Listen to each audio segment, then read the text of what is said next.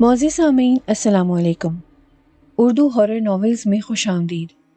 آپ سب سے گزارش ہے کہ میری ویڈیوز کو زیادہ سے زیادہ لائک اور شیئر کر کے میری حوصلہ افزائی کیجیے تاکہ میں اسی طرح اچھی اچھی کہانیاں آپ کے پیش خدمت کر سکوں۔ میں جیسے ہی آفس پہنچا میرے باس نے مجھے اپنے کمرے میں طلب کیا۔ میں گہرا سانس لے کر باس کے کمرے کی طرف بڑھ گیا۔ جی سر، آپ نے مجھے بلایا؟ میں کمرے میں داخل ہوتے ہوئے بولا۔ باس نے ایک تائرانہ نگاہ مجھ پر ڈالی اور ایک چھوٹی سی کاغذ کی پرچی میری طرف بڑھاتے ہوئے بولے، فیصل، یہ جائے وقوع کا ایڈریس ہے، اس پر تم نے رپورٹ تیار کرنی ہے۔ یہاں گزشتہ رات ایک ہی خاندان کے 3 افراد کا قتل ہوا۔ تم اسی وقت اس جگہ روانہ ہو جاؤ، مجھے آج ہی یہ کام مکمل چاہیے۔ ٹھیک ہے سر، میں پرچی تھامتے ہوئے بولا۔ ٹھیک آدھے گھنٹے بعد میں جائے وقوع کے سامنے موجود تھا۔ کیا شاندار بنگلہ تھا، جہاں لوگوں کے ہجوم سمیت پولیس کی نفری موجود تھی۔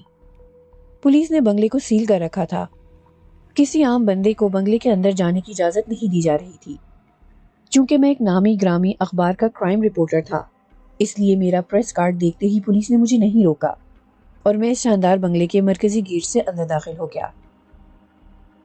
بنگلے کے اندر بھی پولیس اہلکاروں کی کافی تعداد موجود تھی، جن میں میرا بہترین دوست انسپکٹر شہباز بھی موجود تھا۔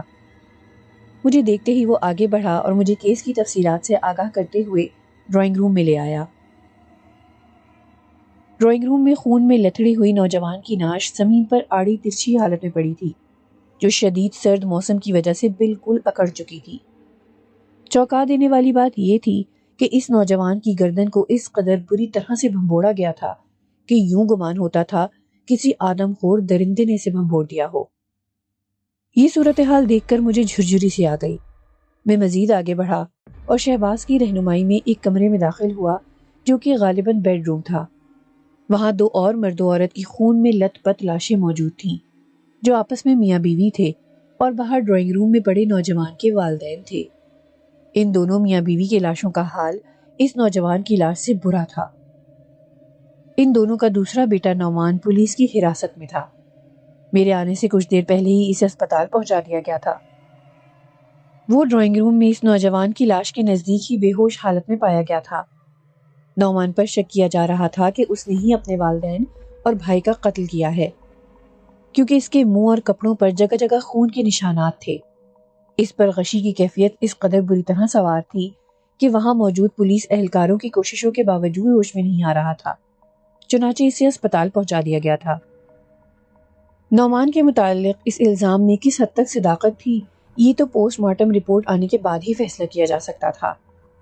سگے والدین اور بھائی کا قتل کوئی نئی اور انوکھی بات نہ تھی۔ ہمارے معاشرے میں ایسے واقعات اکثر ہوتے رہتے ہیں، اس لیے نوجوان پر تحریک قتل کا شبہ یقینی ہو سکتا تھا۔ میں نے اپنے کیمرے سے ان تینوں نعشوں کی تصویریں بنائیں اور اسی دن رپورٹ تیار کر کے باس کے حوالے کر دی۔ ابھی اس کیس پر حتمی رائے قائم نہیں کی جا سکتی تھی، بہت سے حقائق پوسٹ مارٹم رپورٹ کے بعد ہی سامنے آنے تھے۔ نعمان کو بالآخر ہوش آ گیا۔ وہ ہوش میں آتے ہی بری طرح چیخنے لگا۔ یوں محسوس ہوتا تھا کہ جیسے وہ کسی چیز سے خوفزدہ ہو۔ ڈاکٹر نے اس کی حالت کے پیش نظر اسے بے ہوشی کا انجیکشن لگا دیا۔ ایک روز بعد پوسٹ مارٹم رپورٹ بھی سامنے آ گئی۔ تحیر آمیز رپورٹ پر گویا عقل ششدر رہ گئی تھی۔ ذہن تسلیم کرنے کو تیار نہ تھا کہ ایسا بھی ہو سکتا ہے۔ رپورٹ کے مطابق عطیہ بی بی جو اس ہولناک حادثے میں قتل ہوئی تھی، اس کا خون پیا گیا تھا، اسی وجہ سے اس کی موت واقع ہوئی تھی۔ اس کا خون پینے والا بے رحم درندہ کوئی اور نہیں بلکہ خود اس کا اپنا شوہر نواز تھا۔ مقتول نواز کا خون اس کے چھوٹے بیٹے بلال نے پیا تھا۔ اس دوران بلال نے بری طرح سے نواز کی گردن کو کاٹ کھایا تھا، جس سے نواز فوراً ہلاک ہو گیا تھا۔ مقتول بلال کا خون پینے والا اور اسے قتل کرنے والا اس کا بڑا بھائی نعمان تھا۔ اس رپورٹ نے ہر طرف تہلکہ مچا دیا تھا۔ اس خبر کو سننے والا ہر فرد لرزہ برندام تھا کہ ایسا بھی ہو سکتا ہے۔ ہمارے معاشرے میں ایسے بھی درندے پائے جاتے ہیں جو کسی رشتے کے تقدس کا خیال نہیں کرتے۔ انسانی خون پینا، اور وہ بھی اپنے قلبی رشتہ داروں کا، یہ کوئی آسان کام نہیں۔ کوئی بھی نارمل اور باشعور بندہ یہ کام نہیں کر سکتا۔ یہ سفاکانہ اور بربریت زدہ فعل کسی ایک شخص کا ہوتا تو اسے خارج الذہن کہا جا سکتا تھا۔ کیا اس خاندان کے سارے افراد پاگل ہو چکے تھے جو راتوں رات ایسا خون ریز قدم اٹھا بیٹھے؟ یہ وہ سوال تھا جس نے میرے دماغ کو ہلا کر رکھ دیا تھا۔ میں نے اپنی زندگی میں کئی خطرناک واقعات دیکھے تھے، کئی لوگوں کی کربناک اموات دیکھی تھی، مگر ایسا انوکھا کیس میرے سامنے پہلی دفعہ آیا تھا۔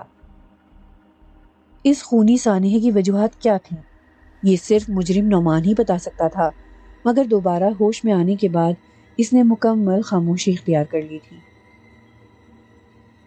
نعمان کو فوری طور پر گرفتار کر لیا گیا تھا اور اس سے پوچھ گچھ شروع کر دی گئی تھی، تاہم وہ کچھ بھی بتانے کو تیار نہ تھا۔ نعمان کا کیس عدالت میں پیش ہوا اور عدالت نے نعمان کا ریمانڈ جاری کر دیا۔ امید تھی پولیس جلد نعمان سے اصل حقائق کو گلوا لے گی۔ تاریخ کا یہ انوکھا سانحہ کئی روز تک مختلف اخبارات اور نجی ٹی وی چینلز کا موضوع بحث بنا رہا۔ مقتول نواز کے پڑوسیوں سے ملنے والی معلومات کے مطابق نواز اور اس کی فیملی انتہائی شریف اور پڑھی لکھی فیملی تھی۔ کئی سالوں سے وہاں رہائش پذیر تھے۔ کوئی ایسی ویسی مشکوک بات اور حرکت ان کو دیکھنے میں نہیں آئی تھی۔ آس پاس کے تمام پڑوسی ان کی بہت تعریف کر رہے تھے۔ پھر ایسا کیا ہوا تھا جس نے ایک شوہر کو اپنی بیوی کو قتل کرنے، ایک بیٹے کو اپنے باپ کو قتل کرنے اور بھائی کو اپنے سگے بھائی کو بے دردی سے قتل کرنے پر مجبور کر دیا تھا؟ اور ان سب نے درندوں کی طرح ایک دوسرے کا خون بھی پیا تھا۔ یہ وہ سوالات تھے جن کا جواب صرف اور صرف نعمان کے پاس تھا، مگر وہ کچھ بھی بتانے کو تیار نہ تھا۔ عدالت سے جب وہ پولیس اہلکاروں کی حراست میں واپس آ رہا تھا تو میں اس کو دیکھ کر حیران رہ گیا تھا۔ وہ لگ بھگ 19-20 سال کا نوجوان تھا۔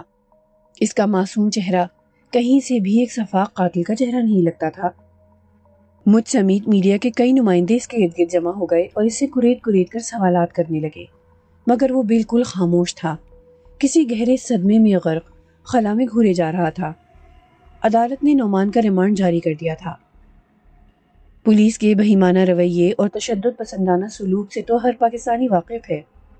نعمان سے سچ اگلوانے کے لیے اسے ہر طرح سے ٹارچر کیا گیا، مگر وہ نوجوان تو جیسے گوشت پوست کا تھا ہی نہیں، وہ ٹس سے مس نہ ہوا۔ اس کے لبوں پر چھائے گہرے جمود کو پولیس کا کوئی حربہ نہ توڑ سکا۔ بہرحال نعمان کا کیس کئی روز تک عدالت میں زیر سماعت رہا، اور پھر ایک روز انسپکٹر شہباز نے مجھے بتایا کہ نعمان کے کمرے کی تلاشی کے بعد ان کو کچھ تعویذ اور ایک عامل کا وزٹنگ کارڈ بھی ملا ہے۔ وہ عامل چونکہ ایک نامی گرامی بندہ تھا، اس لیے پولیس اس سے پوچھ گچھ کرنے سے کترا رہی تھی۔ اس لیے شہباز نے یہ ذمہ داری میرے اوپر سونپی تھی اور اس سلسلے میں مجھے تحقیقات کرنے کو کہا تھا۔ میں وزٹنگ کارڈ لے کر اس سے ملنے پہنچ گیا۔ عامل تراب شاہ ایک بہت شاندار کوٹھی میں رہائش پذیر تھا۔ میرا یہی خیال تھا کہ وہ بڑی سی سفید داڑھی والا، سفید کرتے شلوار میں ملبوس 60-70 سالہ بزرگ ہوگا۔ تاہم جب وہ میرے سامنے آیا تو میں گویا ششدر ہی رہ گیا۔ وہ میرے اس خیالی سراپے کے بالکل برعکس تھا۔ وہ 40 سالہ خوش شکل کلین شیو بندہ تھا جس نے کریم کلر کی شلوار قمیض زبدن کر رکھی تھی۔ وہ کہیں سے بھی عامل نہیں لگتا تھا۔ اسے دیکھ کر مجھے خود پر تعجب ہوا کہ میں کہیں غلط پتے پر تو نہیں آ گیا۔ تاہم اس نے اپنا تعارف کروا کر میری پریشانی دور کر دی۔ میں نے جواباً اپنا تعارف کروایا۔ میں مقامی روزنامے کا کرائم رپورٹر ہوں اور نواز مرڈر کیس کے سلسلے میں حاضر ہوا ہوں۔ میری بات سن کر عامل تراب شاہ کے چہرے پر کئی الجھن زدہ کیفیات ابھرنے لگی۔ وہ کچھ پریشان سا دکھائی دینے لگا۔ مگر اس مرڈر کیس کے سلسلے میں آپ میرے پاس کیوں آئے ہیں؟ وہ گھبرائے ہوئے لہجے میں بولا۔ میں اس کی کیفیت دیکھ کر مسکرایا۔ آپ گھبرائیں نہیں، مجھے کچھ معلومات چاہیے آپ سے۔ پلیز آپ پریشان نہ ہوں، اس سلسلے میں آپ کا نام میں ہرگز سامنے نہیں آنے دوں گا، یہ میرا آپ سے وعدہ ہے۔ میں اس کو پورا یقین دلاتے ہوئے بولا۔ اس نے اس بات میں سر ہلایا اور بولا، آپ کی بات ٹھیک ہے، مگر میرا اس کیس سے کیا تعلق ہے؟ میں سپاٹ نظروں سے اسے گھورتے ہوئے بولا، دراصل نعمان نامی قاتل کے کمرے سے جو آپ کا وزٹنگ کارڈ اور چند تعویذات ملے ہیں جو کہ غالباً آپ ہی نے اسے دیے تھے۔ ہاں بالکل، میں نے ہی اسے دیے تھے۔ اچانک یاد آنے پر اس نے اپنی پیشانی پر ہاتھ مارا۔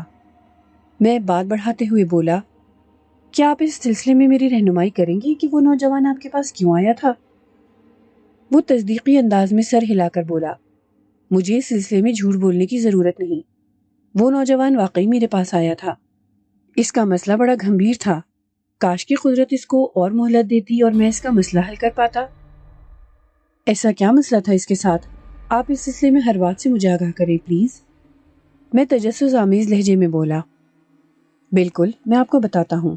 اس نے بتانا شروع کیا۔ اب سے چند روز قبل نعمان نامی وہ نوجوان میرے پاس آیا تھا۔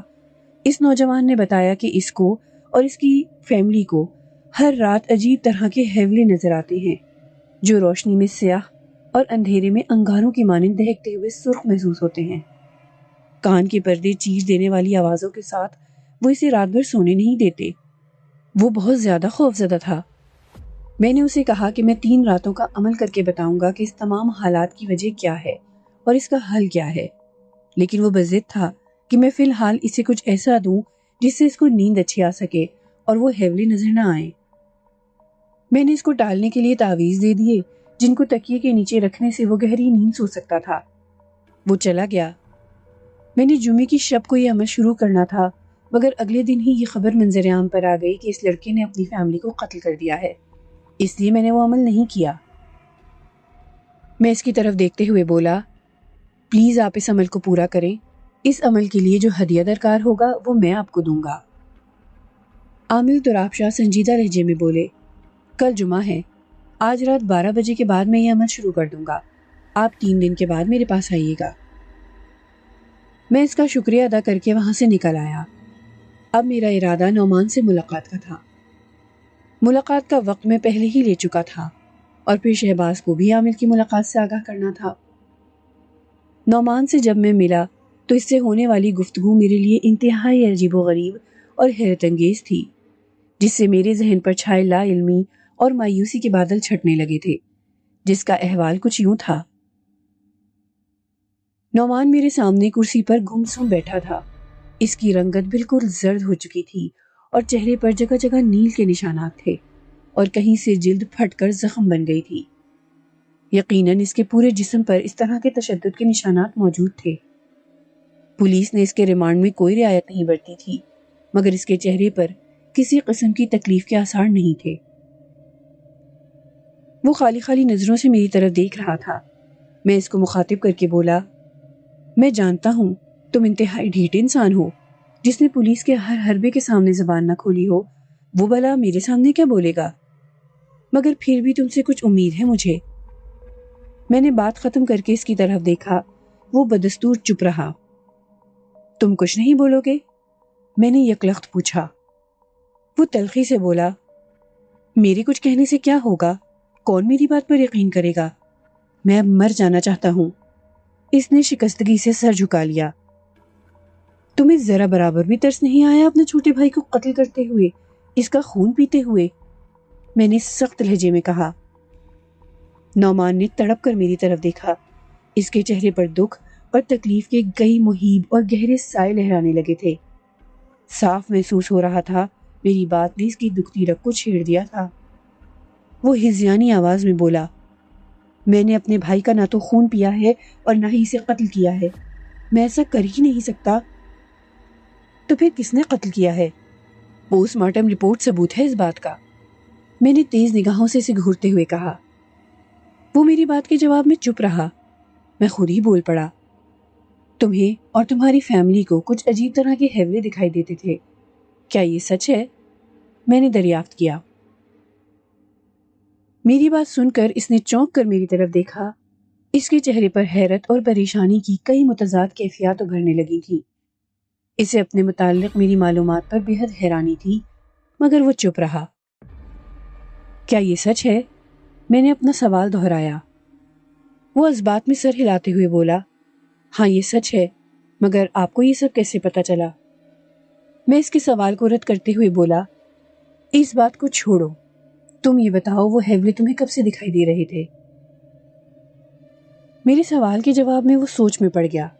وہ فیصلہ نہیں کر پا رہا تھا کہ وہ اپنے حقائق سے مجھے آگاہ کرے یا نہ کرے۔ میں اس کی کیفیت دیکھ کر زیر لب مسکرایا۔ اب سوچنے کا کوئی فائدہ نہیں نعمان، جو کچھ تمہارے دماغ میں ہے مجھے بتاؤ۔ اس سے تمہیں کوئی فائدہ نہ سہی، مگر میرے کئی سوالات حل ہو جائیں گے جو مجھے مسلسل الجھا رہے ہیں۔ میں اس بار قدرے نرم لہجے میں بولا۔ اس نے اس بات میں سر ہلایا اور آنکھیں موند کر اپنے ذہن میں موجود ان تمام واقعات کو یکجا کرنے لگا جو اس پر بیت چکے تھے۔ تھوڑی دیر بعد وہ بولا تو اس کی آواز میں کپکپاہٹ تھی۔ چند ماہ قبل میں، میرا چھوٹا بھائی اور ممی ڈیڈی سوات کی سیر کو جا رہے تھے۔ اس دن ہم سب بہت خوش تھے کیونکہ میں اپنی پڑھائی کے سلسلے میں ہاسٹل میں رہتا تھا اور بہت کم وقت مجھے اپنی فیملی کے ساتھ گزارنے کو ملتا تھا۔ سو چھٹیوں میں جب میں گھر آتا تو ہم ضرور کہیں نہ کہیں سیر کرنے جاتے تھے۔ سوات جانے کا خیال بھی میرا ہی تھا۔ میرے ڈیڈی میری کوئی خواہش رد نہیں کرتے تھے۔ وہ فوراً ہی ہمیں لے کر سوات کی طرف روانہ ہو گئے۔ مجھے کار خود ڈرائیو کرنے کا شوق ہے، اس روز میں ہی کار ڈرائیو کر رہا تھا۔ سب کچھ ٹھیک تھا، مگر پھر راستے میں عجیب صورتحال ہوئی۔ ایک روڈ سے گزرتے ہوئے ہمیں یوں لگا جیسے پورا علاقہ کسی ہولناک زلزلے کی زد میں آ گیا ہو۔ میں نے خود کو اور گاڑی کو سنبھالنے کی بڑی کوشش کی، مگر میری آنکھوں کے سامنے ناچنے والے عجیب و غریب ہیولوں نے گویا مجھے اندھا کر دیا تھا۔ میں ان کے علاوہ کچھ بھی نہیں دیکھ پا رہا تھا۔ یک لخت ان کی کھرکھراتی ہوئی آوازیں مجھے اپنے کان کے پردے چیرتی ہوئی محسوس ہوئیں۔ مجھے لگا جیسے میری شریانیں پھٹ جائیں گی، مگر پھر اچانک میرے حواس معطل ہونے لگے۔ میری آنکھوں کے سامنے گھپ اندھیرا چھانے لگا اور پھر مکمل خاموشی ہو گئی۔ مجھے کافی دیر بعد جب ہوش آیا تو گاڑی روڈ کے بالکل درمیان میں کھڑی تھی۔ ماحول بالکل پرسکون تھا۔ کچھ دیر قبل پیش آنے والی خوفناک صورتحال کسی بھیانک خواب کی طرح محسوس ہو رہی تھی۔ میں نے فوراً فرنٹ سیٹ پر دیکھا۔ ڈیڈی کا سر ایک جانب ڈھلکا ہوا تھا۔ پچھلی نشستوں پر ممی اور چھوٹا بھائی بھی بے ہوش پڑے تھے۔ میں نے فوری طور پر ان تینوں کو ہوش میں لایا تو وہ بھی میری ہی طرح خوفزدہ تھے، کیونکہ جس قسم کے ہیولے میں نے دیکھے تھے وہی صورتحال ان پر بھی بیت چکی تھی۔ ہم چاروں اس قدر خوفزدہ تھے کہ فوراً گھر کی راہ لی۔ یہ واقعہ ناقابل یقین اور خوفناک تھا کہ ہم نے کسی اور سے اس کا ذکر نہ کیا۔ اگر ذکر کرتے بھی تو کون اس بات پر یقین کرتا؟ چند ہی دنوں میں ہم اس واقعے کو بھول گئے۔ تقریباً 1 ماہ پہلے میں اپنے امتحانات سے فارغ ہو کر گھر واپس آیا تو میری امی کچھ پریشان سی تھی، کیونکہ رات کو اکثر وہی ہیولے انہیں دکھائی دیتے تھے اور وہ خوفزدہ ہو کر چیخنے لگتی تھیں۔ میں یہ جان کر بے حد فکر مند ہوا، مگر اسی رات وہی ہیولے مجھ سمیت میرے ابو اور بھائی کو بھی دکھائی دینے لگے۔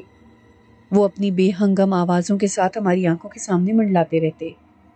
ہماری آنکھیں پترا جاتی تھیں۔ کوئی نادیدہ طاقت ہمیں زبردستی ان ہیولوں کو دیکھتے رہنے پر مجبور کر دیتی تھی۔ مجھ سمیت میرے گھر والے ساری رات نہ سو پاتے تھے۔ ڈیڈی نے اس مسئلے کو سلجھانے کی خاطر کئی عاملوں سے رابطہ کیا، مگر کسی عامل کی کوشش ہمیں اس بھیانک اور تکلیف دہ صورتحال سے نہ نکال سکی۔ عامل تراب شاہ کے متعلق میں نے کسی اخبار میں پڑھا تھا۔ میں اس عامل سے تعویذ لے کر آیا۔ جس شام میں تعویذ لایا تھا اسی رات یہ خون ریز واقعہ پیش آیا تھا۔ اس رات میں بڑی پرسکون نیند سویا تھا۔ میں یہ سمجھا یہ کمال ان تعویذوں کا ہے، مگر دراصل یہ کمال ان بلاؤں کا تھا جو ہیولوں کی صورت ہمیں دکھائی دیتی تھی۔ اس رات میں نہیں جانتا ڈیڈی اور چھوٹے بھائی کی کیفیت کیا ہوئی ہوگی، تاہم میں یقین سے کہہ سکتا ہوں اس رات جو کچھ میں نے محسوس کیا بالکل ویسا ہی انہوں نے بھی محسوس کیا ہوگا۔ میں اس رات اپنے کمرے میں سویا تھا، مگر جب میری آنکھ کھلی تو میں نے خود کو ڈرائنگ روم میں پایا۔ میں وہاں اوندھے منہ پڑا تھا۔ خود کو اس حالت میں دیکھ کر میں فوراً حیرت سے اٹھ کر بیٹھ گیا۔ یکدم مجھے آہٹ سنائی دی۔ بے ساختہ میری نظریں داخلی دروازے کی طرف اٹھ گئیں۔ میرا چھوٹا بھائی بلال کمرے میں داخل ہو رہا تھا۔ وہ اس وقت جس حالت میں تھا اسے دیکھ کر میں خوف سے کانپ اٹھا تھا۔ اس کا منہ خون سے تر تھا اور لباس پر جگہ جگہ خون کے دھبے موجود تھے۔ وہ خود بالکل ٹرانس کی کیفیت میں تھا۔ وہ جیسے ہی ڈرائنگ روم میں داخل ہوا ایک قد آور شخص اس کے عقب سے نمودار ہوا۔ وہ سائے کی طرح دکھتا تھا۔ میں نے اس کی چمکتی ہوئی سرخ آنکھیں اور سفید نکیلے دانت واضح طور پر دیکھے تھے۔ وہ سایہ بلال پر جھپٹا۔ میں نے چیختے ہوئے اس سائے کو روکنا چاہا، مگر میری آواز گویا حلق میں پھنس کر رہ گئی تھی۔ میرے پاؤں جیسے زمین نے جکڑ لیے تھے۔ میں اپنی جگہ سے ہل نہ سکا۔ اس سائے نے چشمے زدن میں میرے بھائی کو دبوچ لیا۔ بلال کسی بے جان کھلونے کی طرح اس کی گرفت میں آ گیا۔ اس نے ذرہ برابر بھی مزاحمت نہ کی۔ اگلے ہی لمحے اس خوفناک سائے نے اپنے نوکیلے دانت بلال کی گردن میں گاڑ دیے۔ یہ وہ لمحہ تھا جب بلال ٹرانس کی کیفیت سے باہر آ چکا تھا۔ اس کے منہ سے کربناک چیخ برآمد ہوئی اور اس کا وجود کسی ذبح ہوتے جانور کی طرح تڑپنے لگا، اور وہ اذیت ناک چیخوں کے ساتھ اس شخص کی گرفت میں سے نکلنے کے لیے مزاحمت کرنے لگا۔ میں کچھ فاصلے پر کھڑا یہ ہولناک منظر دیکھ رہا تھا اور اپنی بے بسی پر روتے ہوئے اپنے تمام اعصاب کو یکجا کر کے حرکت کرنے کی کوشش کر رہا تھا، مگر بے سود۔ میں کوئی بھی ارادی حرکت کرنے سے قاصر تھا۔ وقت گزرنے کے ساتھ ساتھ بلال کی مزاحمت دم توڑتی جا رہی تھی۔ وہ سایہ نما شخص مسلسل بلال کا خون پی رہا تھا، اور پھر جب وہ طلسمی کیفیت ٹوٹی اور میں نے سر اٹھا کر دیکھا تو میری گرفت میں بلال تھا۔ مجھے اسی وقت ابکائی آئی اور میرے منہ سے تازہ خون قے کی صورت میں باہر آ گیا۔ یہ خون بلال کا تھا۔ یہ کہتے ہوئے اس کی آواز غم سے پھٹ سی گئی۔ وہ دونوں ہاتھوں میں اپنا چہرہ چھپا کر دکھ سے سسکنے لگا۔ میں خاموشی سے اسے روتا دیکھ رہا تھا۔ اس کی کہی ہوئی باتیں مجھ پر سختہ طاری کر چکی تھی۔ وہ کچھ دیر بعد خود ہی چپ ہو گیا، پھر اپنے آنسو پوچھتے ہوئے بولا، میں جانتا ہوں میری کہی ہوئی باتیں آپ کو غیر یقینی لگ رہی ہوں گی۔ اگر میں بھی آپ کی جگہ ہوتا اور کوئی مجھ سے ایسی باتیں کرتا تو میں بھی یقین نہ کرتا۔ میں گہرا سانس لے کر بولا، تمہاری سوچ غلط ہے، مجھے پورا یقین ہے یہ سب تمہارے ساتھ پیش ضرور آیا ہوگا، تم آگے بتاؤ۔ وہ بات کا سلسلہ جوڑتے ہوئے بولا، میرا منہ اور لباس بلال کے خون سے تر ہو چکے تھے، تو کیا میں اتنی دیر سے اپنے بھائی کا خون پی رہا تھا؟ اس وقت میں نے کرب سے سوچا اور خوف سے اپنی آنکھیں بند کر لیں۔ یہ اس قدر بھیانک انکشاف تھا کہ صدمے سے وہیں بے ہوش ہو گیا، اور جب مجھے ہوش آیا تو میں ہاسپٹل میں تھا۔ میں ابھی تک اپنے اور اپنی فیملی کے ساتھ ہونے والے اس ناقابل یقین سانحے کو نہیں سمجھ سکا۔ جتنا اس بارے میں سوچتا ہوں اتنا ہی دماغ الجھتا جاتا ہے۔ نعمان نے بات ختم کر کے اپنے سر کو تھام لیا۔ میں بڑے انہماک سے نعمان کی روداد سن رہا تھا۔ اس کی ہر بات انتہائی حیرتناک اور ناقابل یقین تھی۔ اگر میں عامل سے نہ ملا ہوتا تو مجھے ہرگز نعمان کی سچائی کا یقین نہ آتا کہ یہ کوئی آسیبی چکر تھا۔ یہ خونی بلائیں نعمان اور اس کی فیملی کے پیچھے کیوں پڑی تھیں؟ یہ سوال ابھی بھی باقی تھا۔ گو کہ نعمان کی روداد نے بہت سے حقائق کھول کر رکھ دیے تھے۔ مجھے اس سوال کا جواب عامل تراب شاہ سے ہی مل سکتا تھا۔ 3 دن بعد میں عامل کی کوٹھی میں موجود تھا۔ اس سلسلے میں کچھ پتہ چلا آپ کو؟ میں سوالیہ نگاہوں سے انہیں گھورتے ہوئے پوچھا۔ جی بالکل، ہر بات واضح ہو گئی ہے، آپ ضرور حیران ہوں گے حقیقت جان کر۔ عامل پورے وثوق سے بولا۔ ہو سکتا ہے ایسا ہو، آپ پلیز بتانا شروع کریں، میں بے چینی سے بولا۔ عامل فوراً بولا، وہ لڑکا نعمان اپنی فیملی کے ساتھ کہیں سیر کے لیے جا رہا تھا۔ یہ بدقسمتی تھی کہ وہ ناسمجھی میں گاڑی کو ایک ایسے راستے پر لے گیا جہاں لوگوں کا گزر بہت کم ہوتا تھا۔ اسی وجہ سے ایک سفلی علم کا عامل اس راستے کے قریب ہی بیٹھا خطرناک عمل کرنے میں مصروف تھا۔ اس عمل کی شرط تھی کہ عمل کرنے والے کے علاوہ کسی اور انسان کا دور دور تک نام و نشان نہ ہو۔ نعمان اور اس کی فیملی کی بدقسمتی انہیں اس راستے پر لے آئی جہاں وہ شخص عمل کر رہا تھا۔ ان کی آمد اس عامل کے عمل کو الٹا کرنے کا باعث بن گئی، اور اس کے نتیجے میں ان خطرناک شیطانی چیزوں نے نہ صرف اس عامل کو بے دردی سے مار ڈالا بلکہ نعمان سمیت اس کی فیملی کے پیچھے پڑ گئیں اور 3 افراد کو مار ڈالا۔ اوہ، یہ تو بہت برا ہوا ان بیچاروں کے ساتھ، میں افسوسناک لہجے میں بولا۔ عامل مزید بتاتے ہوئے بولا، اکثر شیطانی چیزیں انسان کو ذہنی اذیت دے کر لطف اٹھاتی ہیں۔ یہی وجہ تھی کہ ان شیطانی بلاؤں نے نعمان سمیت اس کے گھر والوں کو کچھ عرصے تک ذہنی اذیت میں مبتلا رکھا، اور میں پورے وثوق کے ساتھ کہہ سکتا ہوں کہ نعمان اب بھی ذہنی اذیت سے دوچار ہوگا، کیونکہ ابھی ان کا انتقام پورا نہیں ہوا۔ میں گہرا سانس لے کر بولا، اگر تمام حالات پر غور کیا جائے تو اس تمام معاملے میں نعمان بالکل بے قصور ہے۔ جو کچھ ہوا ان شیطانی قوتوں کے زیر اثر ہوا۔ عدالت میں نعمان کو ذہنی مریض ثابت کیا جا سکتا ہے، اور ہو سکتا ہے اس طرح ہم نعمان کے لیے ان شیطانی قوتوں سے نجات کا کوئی حل نکال لیں۔ عامر فوراً بولا، وہ زندہ رہے گا تو ہی اس کے لیے کچھ کیا جا سکتا ہے۔ کیا مطلب؟ میں نے چونکتے ہوئے کہا۔ دراصل وہ شیطانی چیزیں نعمان کی بھی جان لینے کے در پہ ہیں۔ آپ کسی طرح سے یہ تعویذ نعمان کو دے دیں۔ اگر وہ یہ تعویذ اپنے پاس رکھے گا تو وہ شیطانی چیزیں اسے کوئی نقصان نہیں پہنچا سکتی۔ اس نے وہ تعویذ میری طرف بڑھایا۔ میں تعویذ کو پکڑتے ہوئے بولا، ٹھیک ہے، میں یہ تعویذ نعمان کو دے دوں گا۔ تراب شاہ تیز لہجے میں بولا، دیر مت کرو، میرا مشورہ ہے کہ ابھی اس سے ملاقات کی اجازت لو اور یہ تعویذ اس تک پہنچا دو۔ میں نے اس بات میں سر ہلایا اور اٹھ گیا۔ اب میرا ارادہ انسپکٹر شہباز سے ملنے کا تھا تاکہ وہ میری نعمان سے ملاقات کا بندوبست کر سکے۔ میں جلد از جلد شہباز کے پاس پہنچ جانا چاہتا تھا، مگر راستے میں بے پناہ ٹریفک تھی جو مجھے کوفت میں مبتلا کر رہی تھی۔ میں تیز رفتاری سے بائک چلا رہا تھا اور پاکستانیوں کے اصول کے مطابق جدھر راستہ مل رہا تھا وہیں بائک گھسا دیتا تھا کہ اچانک ایک چوک کراس کرتے ہوئے ایک سفید رنگ کی کرولا میرے سامنے آ گئی۔ میں نے اس بار بھی بائک دائیں بائیں گھمانے کی بڑی کوشش کی مگر کامیاب نہ ہو سکا۔ کرولا کی ٹکر سے میں فضا میں اچھلا اور بائک میرے ہاتھوں سے نکل گئی۔ میں فضا میں فٹ بال کی طرح گھومتا ہوا فٹ پاتھ پر جا گرا۔ نیچے گرنے سے مجھے کہاں کہاں اور کتنی چوٹیں آئیں، اس وقت درد کی شدت کیا تھی اس بات کو جانے دے۔ غنیمت یہ تھی کہ میں بچ گیا تھا، کوئی ہڈی نہیں ٹوٹی تھی۔ گرنے کے فوراً بعد میں اٹھ کر کھڑا ہو گیا۔ نعمان تک وہ تعویذ پہنچانے کی جلدی مجھے اپنی تکلیف سے بے نیاز کر رہی تھی۔ تاہم اس حادثے کے دوران میرے بازو اور کمر پر شدید خراشیں آئی تھیں۔ کئی لوگ بھاگتے ہوئے میرے پاس جمع ہو گئے۔ شاید انہیں امید نہیں تھی کہ میں خود کھڑا ہو پاؤں گا۔ جو لوگ میرے پاس تھے وہ میری خیریت معلوم کر رہے تھے، کچھ مشورہ بھی دے رہے تھے کہ ٹانگیں ہلاؤ جلاؤ، بازو ہلا کر چیک کرو تاکہ خون نہ جمے۔ میں ان سب کی ہمدردیاں سمیٹتا ہوا بائک تک پہنچا۔ ایک نوجوان میری بائک کو پہلے ہی سیدھا کر چکا تھا۔ اس حادثے میں بائک کا بھی حشر نشر ہو گیا تھا، مگر خدا کا شکر ہے وہ بھی میری طرح چلنے کے قابل تھی۔ میں بائک پر بیٹھا اور سیدھا شہباز کی طرف روانہ ہو گیا۔ میں جیسے ہی جیل کے اندر پہنچا تو وہاں مجھے کچھ ہلچل سی نظر آئی۔ کئی پولیس اہلکار بدحواس ہو کر ایک جانب بھاگتے ہوئے نظر آئے۔ اسی لمحے مجھے ایمبولینس کی ہارن کی چنگھاڑتی ہوئی آواز سنائی دی۔ وہ ایمبولینس جیل کے مرکزی گیٹ کے باہر رکی تھی۔ تھوڑی ہی دیر بعد دو پولیس اہلکار ایک شخص کو اٹھا کر لائے تو میں اسے دیکھتے ہی پہچان گیا۔ وہ نعمان تھا جو نیم بے ہوشی کی حالت میں تھا۔ اس کا وجود اپنے ہی لہو میں نہایا ہوا تھا۔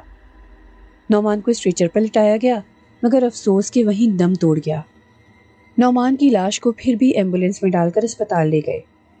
میں حیرت اور دکھ سے اپنی جگہ ساکت کھڑا تھا کہ کسی نے میرے کندھے پر ہاتھ رکھا۔ میں نے سر اٹھا کر دیکھا تو وہ شہباز تھا۔ یہ سب کیسے ہوا شہباز؟ میں نے اسے دیکھتے ہی پوچھا۔ شہباز خود بھی ذہنی کشمکش کا شکار تھا۔ وہ پریشانی سے بولا، جو کچھ میں نے اور میرے ساتھیوں نے دیکھا ہے وہ انتہائی حیرت انگیز اور ناقابل یقین ہے۔ نعمان کو خطرناک قیدی قرار دیے جانے کے بعد اسے باقی قیدیوں سے الگ رکھا گیا تھا تاکہ وہ کسی کو نقصان نہ پہنچا سکے، مگر میں نہیں جانتا تھا کہ وہ اپنے ساتھ اس قدر جارحانہ سلوک کرے گا۔ ابھی آدھا گھنٹہ پہلے اس نے نہ جانے کیسے ایک تیز دھار چاقو حاصل کیا اور اپنے جسم کو بڑی بے رحمی سے اس چاقو سے کاٹتا چلا گیا۔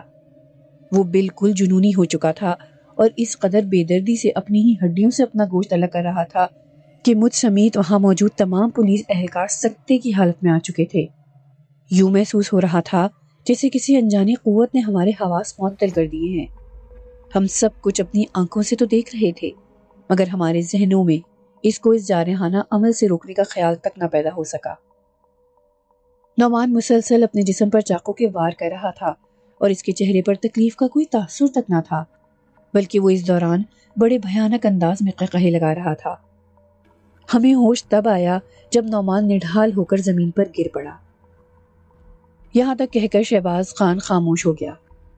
میں حیرت کے عالم میں نعمان کی بھیانک موت کا واقعہ سن رہا تھا اور خود کو کوس رہا تھا کہ اگر میں آدھا گھنٹہ پہلے آ جاتا تو نعمان کی جان بچ سکتی تھی، مگر ان شیطانی قوتوں نے مجھے نعمان تک کسی صورت بھی پہنچنے نہ دیا تھا۔ میں نے تعصب بھرے انداز میں اپنی مٹھی میں موجود اس تعویذ کو دیکھا جس کے نعمان تک پہنچنے سے پہلے ہی شیطانی قوتوں نے اس کی جان لے لی تھی۔ اگر آپ کو ہماری کہانیاں پسند آ رہی ہیں تو ہمارا چینل ضرور سبسکرائب کریں، ساتھ ہی ساتھ بیل آئیکن کو بھی دبائیں تاکہ ہماری تمام کہانیاں آپ کو سب سے پہلے مل سکیں۔